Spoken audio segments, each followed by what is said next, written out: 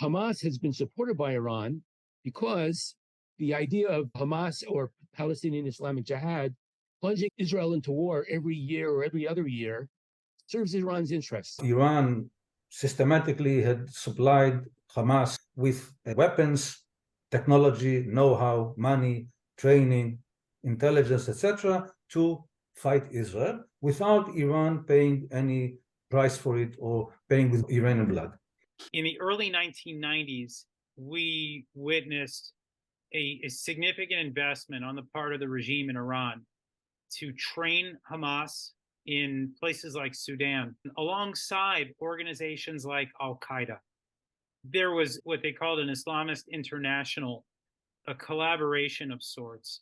Hamas is not Iranian, Hamas is not Shiite, but this version of Hamas, the Nukhba force and what it was capable of, and the planning and the care and the precision and the compartmentalization that allowed it to evade Israeli intelligence, a lot of that is Iranian training and Iranian funding and Iranian planning. When Iran had been organizing since 2005 what they call the axis of resistance, that is a strategic bloc against the US and against Israel in the Middle East, Hamas was part of this axis. Tehran has become the center of the so-called camp of resistance, Mukarama. Hamas is thankful to any government or movement that supports its struggle against Israel, and they are very happy to receive any kind of support. During the so-called Arab Spring, when the Syrian government, aided by Iran, massacred its own Sunni population, Hamas was very unhappy about it, even criticized Iran. This was a period of, let's say, cool relations between the two parties.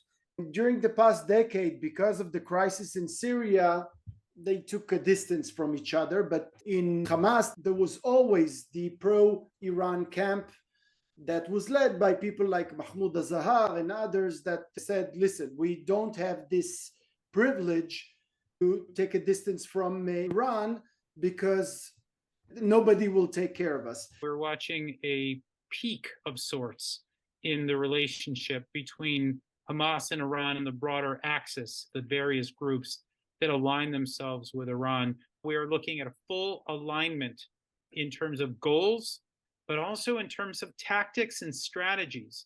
Both Hamas and Iran are threatened by normalization, the ongoing normalization, but particularly with Saudi Arabia.